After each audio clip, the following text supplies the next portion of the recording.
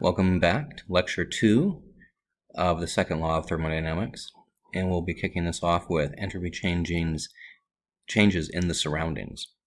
So we can use the definition of entropy that we saw in equation 4.1 to calculate the entropy change of the surroundings in contact with the system at temperature T. And as we see in this relationship. So the surroundings are so extensive, that they remain at constant pressure regardless of any events taking place in the system. So for this particular calculation, Q for the surroundings, reversible, equals delta H of the surroundings. The enthalpy is a state function, so a change in its value is independent of path, and we get the same value of delta H surroundings regardless of how the heat is transferred. Therefore, we can drop the label reversible from Q and write the following. Change of entropy in the surroundings equals heat transferred to the surroundings at temperature divided by temperature T. This formula can be used to calculate the entropy change of the surroundings regardless of whether the change in the system is reversible or not.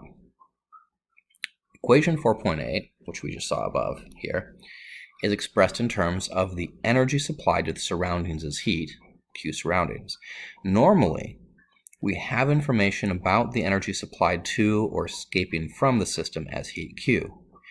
The two quantities are related by Q surroundings equals the negative Q. For instance, if Q equals plus 100 joules, an influx of 100 joules, then Q surroundings would be negative 100 joules, indicating that the surroundings have lost that 100 joules. Therefore, at this stage, we can replace Q surroundings in equation 4.8 with negative Q and rewrite it as equation 4.9, where the change of entropy of the surroundings is equal to negative Q over T. This expression is in terms of the properties of the system. Moreover, it applies whether or not the process taking place in the system is reversible. If a chemical reaction or a phase transition takes place at constant pressure, we identify Q, in equation 4.9, with the change in enthalpy of the system and obtain the following. For a process at constant pressure, we have an equation or relationship 4.10, where the change of entropy of the surroundings is equal to negative delta H over T. This enormously important expression will lie at the heart of our discussion of chemical equilibria in the future.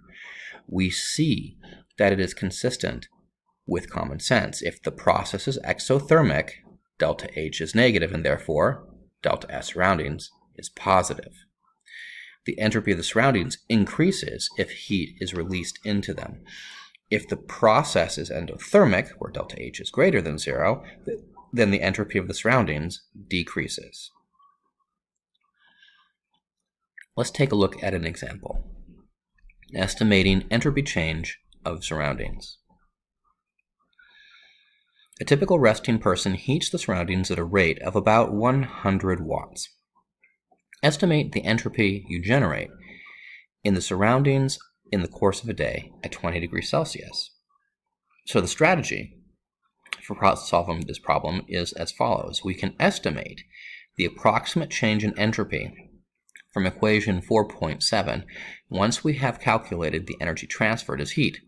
To find this quantity, we'll use the relationship that 1 watt equals 1 joule per second, and the fact that there are 86,400 seconds in a day. Convert the temperature to Kelvin, and we're ready to go. So the solution looks like this. The heat transferred to the surroundings in the course of a day is Q surroundings equals 86,400 seconds times 100 joules per second gives us 86,400 times 100 joules.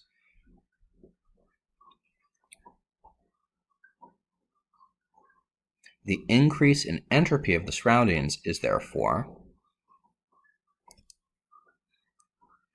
that quantity of heat divided by the temperature, which is 293 Kelvin, which gives us 2.95 times 10 to the fourth joules per Kelvin.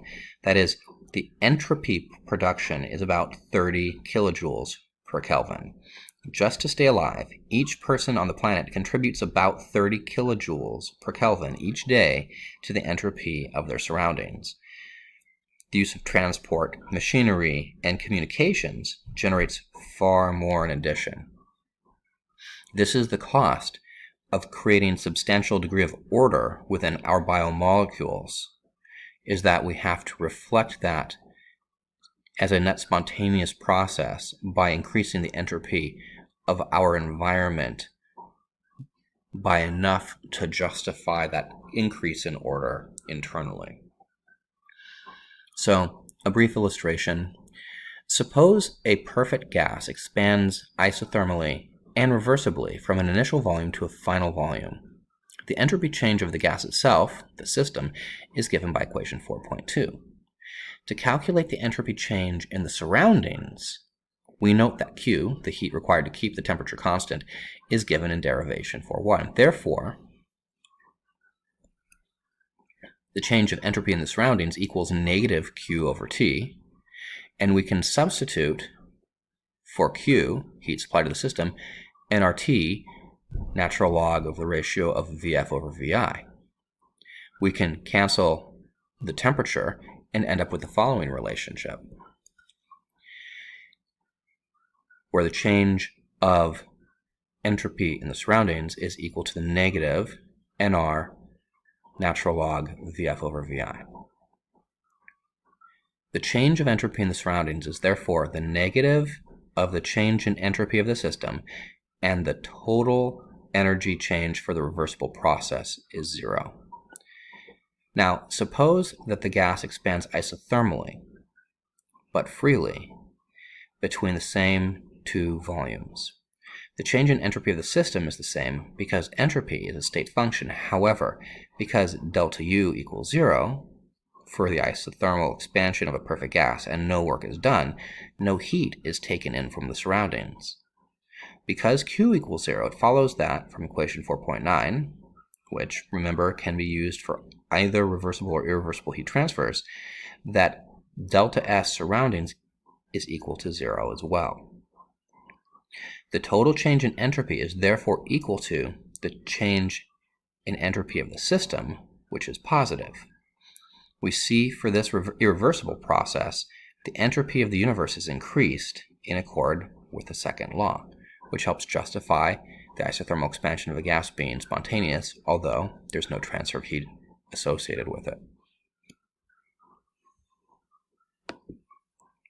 So, moving along to the absolute entropies and the third law of thermodynamics.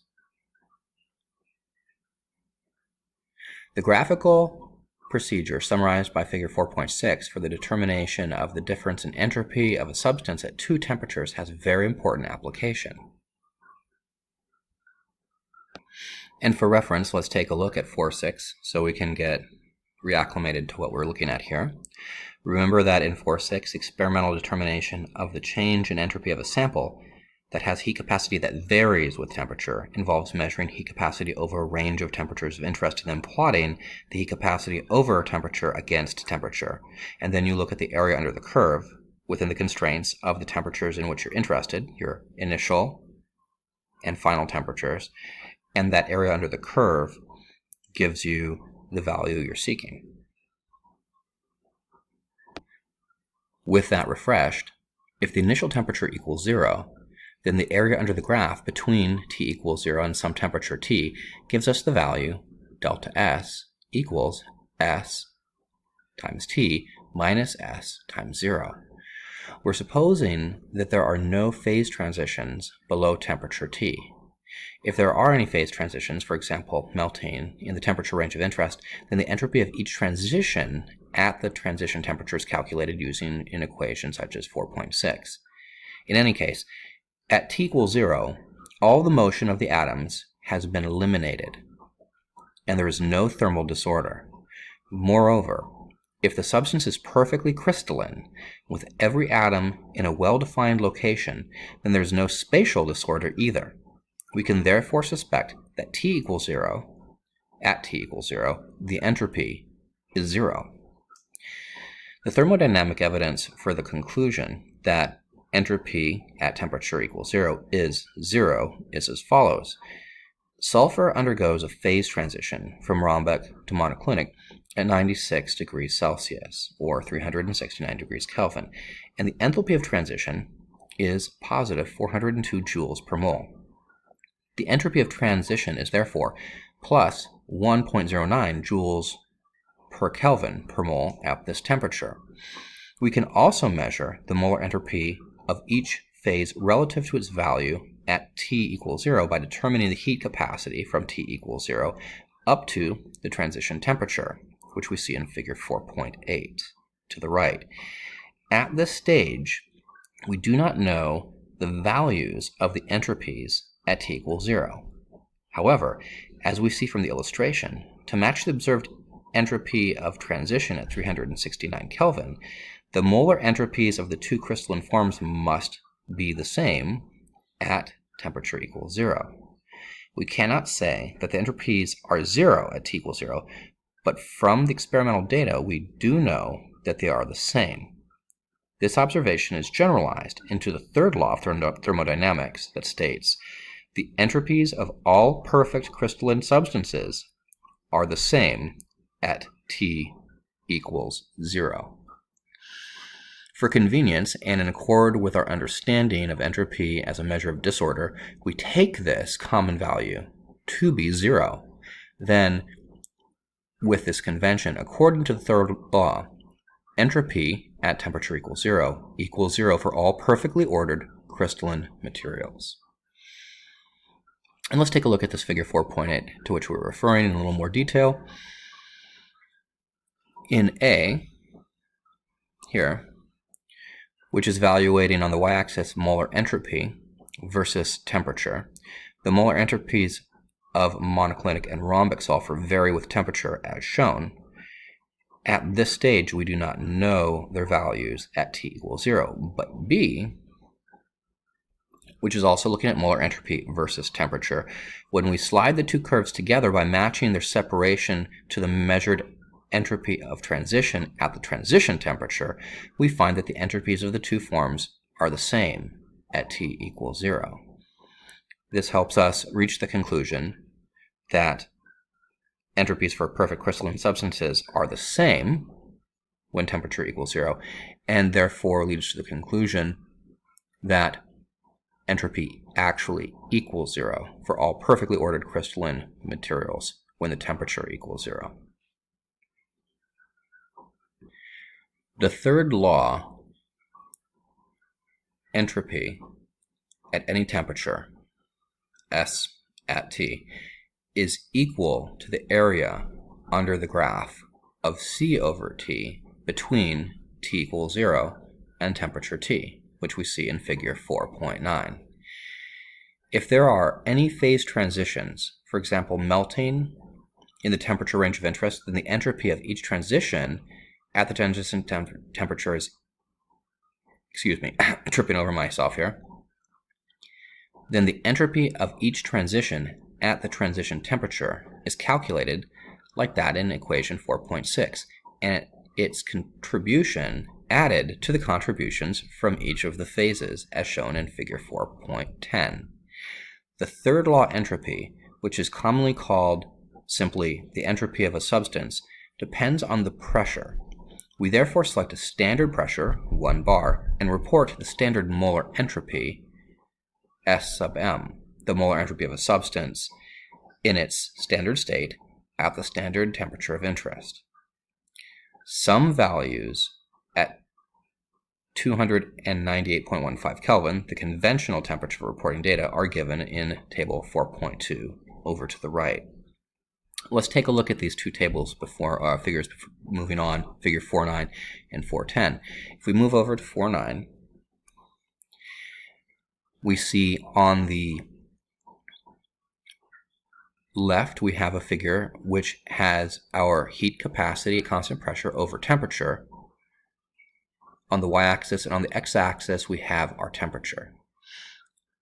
And on the right side, we have entropy on the y-axis and temperature on the x-axis. The absolute entropy, or third law entropy, of a substance is calculated by extending the measurement of heat capacity down to T equals 0, or as close to that value as possible, then determining the area of the graph of the heat capacity over T against T up to the temperature of interest. The area is equal to the absolute entropy at temperature T. So this area of interest, which is shaded in green, if plotted entropy versus temperature, is that point of entropy at temperature T. Now, figure 410 below, we have A and B, and in A, once again, we have the heat capacity under constant pressure over T versus T over a range, and then we have entropy versus temperature below that. The determination of entropy from heat capacity data is what we're really looking at here, where A, the variation of heat capacity to temperature with temperature of the sample is shown, and then B, the entropy, which is equal to the area beneath the upper curve of the temperature of interest plus the entropy of each phase transition between T equals 0 and the temperature of interest. So this is actually very similar to something I drew at our very beginning of our discussion around phase transitions, I believe in the previous chapter. And what we're looking at here is you can see the increase in entropy from 0 to our first phase transition, and then we get, without a change in temperature, a discrete change, vertical change in entropy at that transition. Following the transition, we get a subsequent increase in entropy related to increase in temperature, and then when we hit the next phase transition, we get an increase in entropy. Notice that the second phase transition, vaporization, has an increase of entropy greater than that of fusion because there's an inherently greater increase in molecular disorder with that phase transition from liquid to gas than from solid to liquid. And then following the conversion to gas, you get another increase in entropy with temperature. So this is what we're really talking about with needing to sum entropies of different processes over a range of temperatures if there are phase transitions within that temperature range. So, having dwelled on that for a moment, it's worth spending a moment to look at the values in table 4.2 to see that they are consistent with our understanding of entropy. All standard molar entropies are positive because raising the temperature of a sample above T equals 0 invariably increases its entropy above the value of 0. Another feature is that the standard molar entropy of diamond, which is 2.4 joules per Kelvin per mole, is lower than that of graphite at 5.7 joules per Kelvin per mole. This difference is consistent with the atoms being linked less rigidly in graphite than in diamond, and their thermal disorder being correspondingly greater. The standard molar entropies of ice, water, and water vapor at 25 degrees Celsius are respectively 4570 and 189 joules per Kelvin per unit mole, and the increase in values corresponds to the increase in disorder on going from a solid to a liquid and a gas. So we can rationalize some of these values from table 4.2 as we go through it. Now moving on, the heat capacities can be measured only with great difficulty at very low temperatures, particularly close to T equals 0. However, as remarked in section 2.9, it has been found that many non-metallic substances have a heat capacity that obey the Debye T cubed law. At temperature close to T equals 0, and heat capacity constant pressure equals AT cubed, where A is an empirical constant that depends on the substance and is found by fitting equation 411A to a series of measurements of the heat capacity close to T equals 0. With A determined, it's easy to deduce, as we show in derivation 4.3, which is in the book. The molar entropy at low temperatures are as follows. At temperatures close to T equals 0, S sub m at temperature T equals 1/3 the heat capacity at temperature T. That is, the molar entropy at the low temperature T is equal to 1/3 of the constant pressure heat capacity at that temperature.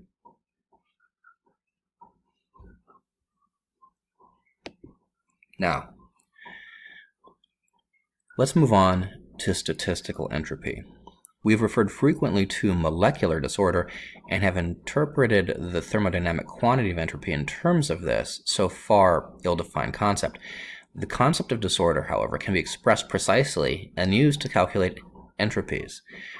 The procedure required will be described in Chapter 22, which we won't do in this particular course because Chapter 22 is addressed following quantum mechanics, for they draw on information that we have not yet encountered. However, it's possible to understand the basis of the approach that we use there and see how it illuminates what we have achieved so far. So, the fundamental equation that we need was originally proposed by Ludwig Boltzmann towards the end of the 19th century and is carved on his epitaph of his gravestone, and that is the following equation 4.12, where S equals K times the natural log of W. The constant K, in this case, is Boltzmann's constant, a fundamental constant with a value of 1.381 times 10 to the negative 23rd joules per Kelvin.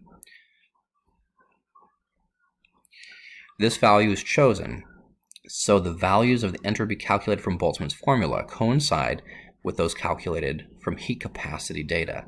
However, it turns out that the gas constant R is equal to Na times K, where Na is Avogadro's constant. And the fact that the gas constant occurs in many contexts, even those not involving gases, is due to it being Boltzmann's constant in disguise. The quantity W is the number of ways that the molecules of the sample can be arranged yet correspond to the same total energy, and formally is called the weight of a configuration of the sample. So, let's see if we can visualize this a little bit. First, we can readily verify that Boltzmann's formula agrees with the third law value, where entropy at temperature 0 equals 0. When T equals 0, all the molecules must be in the lowest possible energy level. Because there is just a single arrangement of molecules, W equals 1, and as natural log of 1 equals 0, equation 412 gives S equals 0 as well. Next, we can see that Boltzmann's formula is consistent with the entropy of a substance increasing with temperature. When T equals 0, the molecules of a sample can occupy energy levels above the lowest one. And now, many different arrangements of molecules will correspond to the same total energy, which is what we're seeing in figure 412. That is, when temperature is greater than 0, W will be greater than 1, and according to equation 412, the entropy rise above 0 because natural log of W greater than 0 when W is greater than 1. So let's take a look at 412 here really fast. The arrangement where we see energy on the y-axis, we have temperature equals 0 for illustration A, and temperature is greater than 0 in B.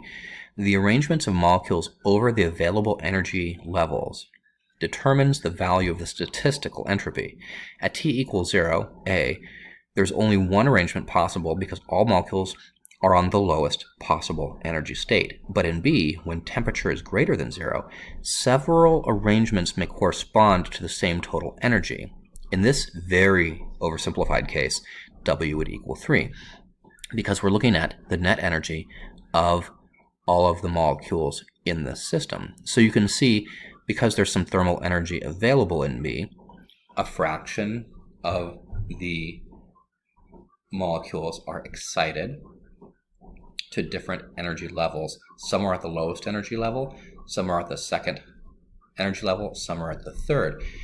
Yet the sum of all of the energies for all three of these scenarios are equal. So the net degree of excitation is the same for all three, B1, 2, and 3.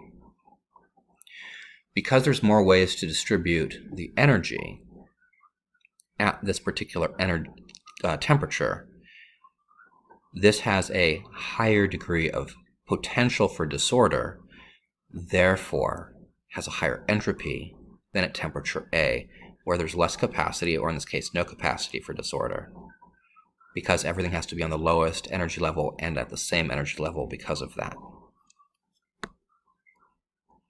Now, moving on, next we see that the Boltzmann's formula is consistent with the entropy of a substance increasing with temperature. When temperature is greater than 0, the molecules of a sample can occupy energy levels above the lowest one, and now many different arrangements of molecules will correspond to the same total energy, which is what we're also seeing. That is, when T is greater than 0, W is greater than 1, and according to equation 412, the entropy rises above 0. Boltzmann's expression is also consistent with entropy of a gas increasing as the volume it occupies is increased. When we have encountered quantum theory, next class in BChem 2, we'll see that the energy levels of particles defined to a box-like region become closer together as the box expands. And that's what we're seeing in figure 413 to the right. If we take this model to represent a gas, then we can appreciate that as the container, or box, expands, the levels occupied by the molecules get closer together. And there are more ways of arranging the molecules for a given total energy.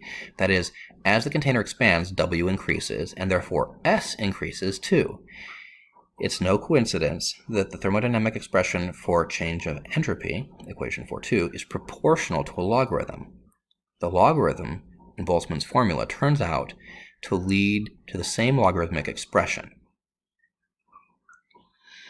I'd like to just take a moment to go back and reflect on the astonishing elegance that, through divergent experimental processes, it turned out that Boltzmann's constant is actually fundamental to the ideal gas constant through the simple relationship of Avogadro's number. I think it's just, and it adds inherent fundamental value to the ideal gas constant and our assessment of the ideal gas law as a total. When you think that fundamentally it's an expression of Boltzmann's constant in this particular case. Now, residual entropies. Boltzmann's formula provides an explanation of a rather startling conclusion. The entropy of some substances is greater than 0 at temperature equals 0, apparently contrary to the third law. When the entropy of a carbon monoxide gas is measured thermodynamically from heat capacity and boiling point data, it's found that S sub m, 298 Kelvin, equals 192 joules per Kelvin per mole. However, when Boltzmann's formula is used and the relevant molecular data included, the standard molar entropy is calculated at 198 joules per Kelvin per mole. One explanation might be that the thermodynamic calculation failed to take into account a phase transition in solid carbon monoxide, which could have contributed to the missing 6 joules per Kelvin per mole. An alternative explanation is that carbon monoxide molecules are disordered in the solid even at T equals 0, and that there is a contribution to the entropy T equals 0 from a positional disorder that is frozen in. This contribution is called the residual entropy of a solid. It's also why the definition of entropy equaling 0 at temperature equals 0 is dependent on uniform crystalline solids.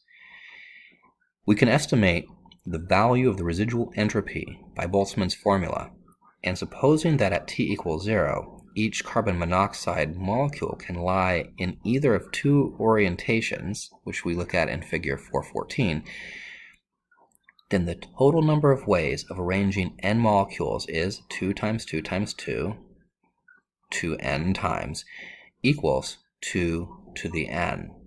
Then, in this case, S, or entropy, equals K, Boltzmann's constant, times natural log of 2 to n, and you can rearrange this to bringing down the factor n to nk natural log of 2. The molar residual entropy is obtained by replacing n by Avogadro's constant, because it's our molar term, and we can state that the molar entropy equals Avogadro's constant times Boltzmann's constant times natural log of 2, which is equal to r natural log of 2. This expression evaluates, let me highlight that. This expression evaluates to 5.8 joules per Kelvin per mole, in good agreement with the value needed to bring the thermodynamic value into line with statistical value. For instead of taking the molar entropy equals 0 in the thermodynamic calculation, we should take the molar entropy at temperature equals 0 equals 5.8 joules per Kelvin per mole. So, let's take a look at figure 414 quickly. What 414 is showing is the positional disorder of a substance that accounts for the residual entropy of molecules that can adopt either of 2 orientations at temperature equals 0, in this case, carbon monoxide. If there are n molecules in the sample, then there are 2 to the n possible arrangements with the same energy. And on a molar scale, we can just use Avogadro's number for n and get the molar equivalent of this, assuming there's only 2 positions. Now, let's move on to this quick illustration at the bottom here. Ice has a residual entropy of 3.4 joules per Kelvin per mole. This value can be traced to the positional disorder of the location of hydrogen atoms that lie between neighboring molecules. Thus, although each water molecule has 2 short oxygen to hydrogen covalent bonds and 2 long oxygen to hydrogen bonds, which are our hydrogen bonds, there's a randomness in which bonds are long and which are short. And we see this in figure 415 above. When the statistics of the disorder are analyzed for a sample that contains n molecules, it turns out that W equals 3/2 to n. It follows that the residual entropy is expected to be S equals K natural log 3/2 to the n, and therefore the molar residual entropy equals S molar equals R natural log of 3/2, which evaluates to 3.4 joules per Kelvin per mole, in agreement with the experimental value. So if we take a look at 415, the origin of the residual entropy in ice is the randomness in the location of the hydrogen atom in the long bond or hydrogen bond between the hydrogen and oxygen between neighboring molecules. Note that each molecule has 2 short OH bonds and 2 long oxygen-hydrogen-hydrogen bonds. This schematic diagram shows only one of the possible arrangements.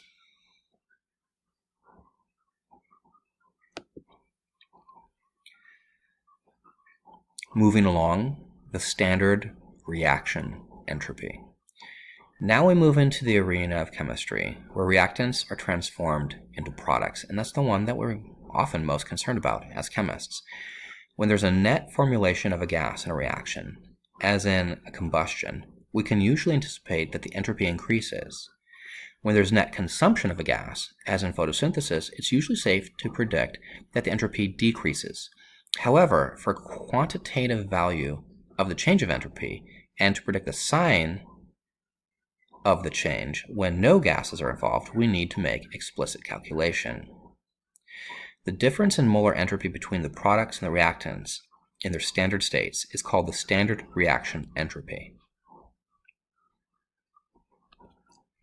Delta RS. It can be expressed in terms of the molar entropies of the substance in much the same way as we have already used for the standard reaction enthalpies. And that looks like this, equation 413, where the value, where the V are the stoichiometric coefficients in the chemical equations. So an illustration of this for a reaction, simple reaction of 2 hydrogen gas molecules plus 1 oxygen gas molecule react to form 2 equivalents of liquid water, we expect a negative entropy of reaction as gases are consumed. To find the explicit value, we use the values in the data section to write the following relationship, where our standard reaction entropy, or our reaction entropy under standard conditions, equals 2 times, because that's our number of moles of hydrogen reacted in this balanced equation, the molar standard entropy of water minus, since that's our product, 2 times our molar standard entropy of hydrogen plus 1 times our standard molar entropy of oxygen gas. And from the table, we can substitute and find that for this reaction, we see a negative 327 joule per Kelvin per mole decrease for the consumption of these gases to form liquid water. Now, don't make the mistake of setting the standard molar entropies of elements equal to 0. They have non-zero values, as we have already discussed. So, moving along, the spontaneity of chemical reactions, which is really where this entire discussion started at the beginning of the last lecture. The result of the calculation in the illustration should be rather surprising at first sight. We know that the reaction between hydrogen and oxygen is spontaneous, and once initiated, that it proceeds with explosive violence. Nevertheless, the entropy change that accompanies it is negative. The reaction result is less disorder, yet it's spontaneous. The resolution of this apparent paradox underscores a feature of entropy that recurs throughout chemistry. It's essential to consider the entropy of both the system and the surroundings when deciding whether a process is spontaneous or not. The reduction in entropy by 327 joules per Kelvin per mole relates only to the system, the reaction mixture. To apply the second law correctly, we need to calculate the total entropy, the sum of changes in the system and surroundings that jointly compose this isolated system, referred to in the second law. It may well be the case that the entropy of the system decreases when a change takes place, but there may be more than compensating increase in entropy of the surroundings, so that overall the entropy change is positive. The opposite may also be true. A large decrease in entropy of the surroundings may occur when the entropy of the system increases. In that case, we would be wrong to conclude from the increase in the system alone that change is spontaneous. Whenever considering the implications of entropy, we must always consider the total change of the system and its surroundings. To calculate entropy change for the surroundings, when a reaction takes place at constant pressure, we use equation 410, interpreting the change in enthalpy, delta H, in the expression as the reaction enthalpy. Delta RH is our reaction enthalpy. For example, for the water formation reaction in the preceding illustration, the change in reaction enthalpy is negative 572 kilojoules per mole. The change in entropy of the surroundings, which are maintained at 25 degrees Celsius, the same temperature as the reaction mixture, is as follows: positive 1.92 times 10 to the third joules per Kelvin per mole. Now we see that the total entropy change is positive. This calculation confirms that the reaction is spontaneous. In this case, the spontaneity is a result of the considerable disorder that the reaction generates in the surroundings. Water is dragged into existence, even though water in liquid form has a lower entropy than gaseous reactants, by the tendency of energy to be dispersed into the surroundings. In other words, we know that oxygen and hydrogen react explosively to form liquid water, and all that explosive energy and heat excites the surrounding molecules to an extent where their entropy increases more than the entropy of the system decreases. So it's all about knowing your system and looking at both the system and the surroundings, and being able to say, if we have a known change in enthalpy associated with a reaction, we can determine the corresponding change of entropy for the surroundings, assuming perfect transfer of energy, of course. This actually takes us neatly to Gibbs free energy, which we've used extensively in general chemistry, where we know that delta G equals delta H minus T delta S. And that's fundamentally what we just did in the preceding evaluation of the reaction of oxygen gas and hydrogen gas forming water. What we did is we looked at the entropy of the reaction, and then we justified the change of entropy of the surroundings based on the enthalpy that was also produced by that reaction. Therefore, finding some equivalence, some way to evaluate the thermal energy transferred via enthalpy to the surroundings. And so we have both of those terms brought together in our new term, Gibbs free energy. One of the problems with entropy calculations is already apparent. We have to work out two entropy changes, the change in the system and the change in the surroundings, and then consider the sign of their sum.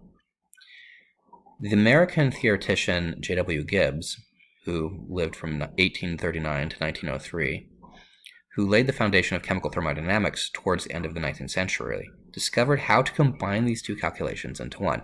Now, for reference, imagine figuring this out before we had flight. Just consider for a moment the magnitude of these discoveries. The combination of the two procedures, in fact, turns out to be of much greater relevance than just saving a little labor, and throughout this text, we'll see the consequences of this procedure he developed. So, focusing on the system, the total entropy change that accompanies a process is delta S total equals delta S plus delta S surroundings, where change in entropy is the entropy change for the system. For spontaneous change, the total change of entropy needs to be greater than zero. If the process occurs at constant pressure and temperature, we can use equation 410 to express the change in entropy of the surroundings in terms of the enthalpy change of the system, delta H. When the resulting expression is inserted into this one, we obtain the following. At constant temperature and pressure, total change in entropy equals the change in entropy of the system minus the entropy change of the surroundings as determined by delta H over T. The great advantage of this formula is that it expresses the total entropy change of the system and its surroundings in terms of properties of the system alone. The only restriction is to changes at constant pressure and temperature. Now we take one more really important step. First, we introduce Gibbs energy, G, which is defined as G equals H minus Ts. The Gibbs energy is commonly referred to as the free energy and Gibbs free energy. Because H, T, and S, enthalpy, temperature, and entropy, are state functions, G is a state function too.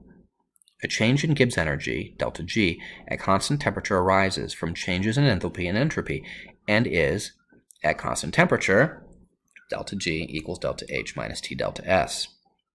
By comparing equations 414 and 416, we obtain the following. At constant temperature and pressure, delta G equals negative T delta S total, as an alternative way of thinking about Gibbs free energy. We see at constant temperature and pressure, the change in Gibbs energy of a system is proportional to the overall change in entropy of the system plus its surroundings. And what I love about this equation 417 is that it's a rationale for why we can determine spontaneity based on Gibbs free energy. Because in 100-level chemistry, we really leaned into whether or not something was spontaneous based exclusively on Gibbs free energy. Here we're really leaning on the total change of entropy of the reaction for both the system and surroundings being the determining factor. And this really gives us an equivalence to these two concepts, because if change in entropy for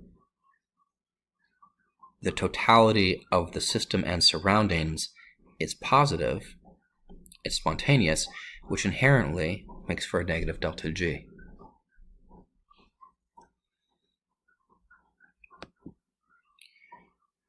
Now, a few properties of Gibbs energy. The difference in sign between delta G and total change in entropy implies the condition for a process being spontaneous changes from the total change in entropy being greater than zero in terms of the total entropy, which is universally true, to delta G being less than zero in terms of Gibbs free energy for processes occurring at constant temperature and pressure. That is, spontaneous change at constant temperature and pressure, the Gibbs energy decreases. It may seem more natural to think of a system as falling to a lower value of some property. However, it must never be forgotten that to say that a system tends to fall to lower Gibbs energy is only a modified way of saying that a system and its surroundings jointly tend towards greater total entropy. And this brings together what I said at the very beginning of the last lecture when I said processes tend towards lower energy. It's a reference to Gibbs free energy specifically. But never forget that Gibbs free energy is really just a re-expression of the total change of entropy of a system. The only criteria of spontaneous change is that total entropy of the system and its surroundings. That's it. The Gibbs energy merely contrives a way of expressing that total change in terms of the properties of the system alone, and is valid only for processes that occur under constant temperature and pressure. Every chemical reaction that is spontaneous under conditions at constant temperature and pressure, including those that drive the processes of growth, learning, and reproduction, are reactions that change in the direction of lower Gibbs energy, or, another way of expressing the same thing, result in the overall entropy of the system and surroundings becoming greater. A second feature of Gibbs energy is that the value of delta G for a process gives the maximum non-expansion work that can be extracted from the process at constant temperature and pressure. By non-expansion work, W prime, we mean any work other than the arising from the expansion of the system. It may include electrical work, if the process takes place inside an electrochemical or biological cell, or other kinds of mechanical work, such as winding of a spring or the contraction of a muscle. To demonstrate this property, we need to combine the first and second laws, and as shown in derivation 4, which is included in the book if you're interested, we do find that at constant temperature and pressure, delta G equals work prime max. The great importance of Gibbs energy in chemistry is becoming apparent. At this stage, we see that it is a measure of the non-expansion work resources of chemical reaction. If we know delta G, then we know the maximum non-expansion work that we can obtain by harnessing the reaction in some way. In some cases, the non-expansion work is extracted as electrical energy. This is the case when the reaction takes place in an electrochemical cell, of which a fuel cell is a special case, which we'll take a look at more in Chapter 9. In other cases, the reaction may be used to build other molecules. This is the case for biological cells, where Gibbs free energy available from the hydrolysis of ATP to ADP is used to build proteins from amino acids to power muscular contraction to drive neuronal circuits in our brains. Some insights into physical significance of G itself comes from the definition as H minus Ts. The enthalpy is a measure of energy that can be obtained from the system as heat. The term Ts is a measure of the quantity of energy stored in the random motion of molecules making up the sample. Work, as we've seen, is energy transferred in an orderly way, so we cannot expect to obtain work from the energy stored randomly. The difference between the total stored energy and the energy stored randomly, H minus T delta S, is available for doing work. And we recognize the difference as Gibbs energy. In other words, Gibbs energy is the energy stored in the orderly motion and arrangement of the molecules of the system. It's all the energy we can actually harness. And that's why it can determine whether a reaction is spontaneous or not. Now finally, to wrap up this chapter, let's do an example where we estimate a change of Gibbs energy. Suppose a certain small bird has a mass of 30 grams. What is the minimum mass of glucose that it must consume to fly to a branch 10 meters above the ground? The change in Gibbs energy that accompanies the oxidation of 1 mole of glucose to carbon dioxide and water vapor at 25 degrees Celsius is negative 2,828 kilojoules. Strategy. First, we need to calculate the work needed to raise a mass m through a height h on the surface of the Earth, as we saw in equation 2.1. This work is equal to mass times gravity times height, where g is the acceleration of free fall. This work, which is non-expansion work, can be identified as delta G. We need to determine the amount of substance that corresponds to the required change in Gibbs energy, and then convert that amount to a mass by using the molar mass of glucose. So the non-expansion work to be done is W equals mgh, where mass is 30 times 10 to the minus third kilograms, or 30 grams, times 9.81 meters per second squared times 10 meters. And this gives us a functional amount of non-expansion work. The amount N of glucose molecules required for oxidation to give a change of Gibbs free energy of this value, that 1 mole provides 2,820 kilojoules, is as follows. Therefore, because the molar mass m of glucose is 180 grams per mole, the mass m of glucose that must be oxidized is as follows. 1.9 times 10 to the 4th grams. That is, the bird must consume at least 9.19 milligrams of glucose for the mechanical effort to fly 10 meters vertically, and more if it thinks about it, because that requires neurons. So that's it for this chapter. I think it's a really lovely expansion on what we learned in 105 and 106, particularly 106. And we'll be picking up the material with Chapter 5 in our next lecture. So I'll be speaking with all of you soon.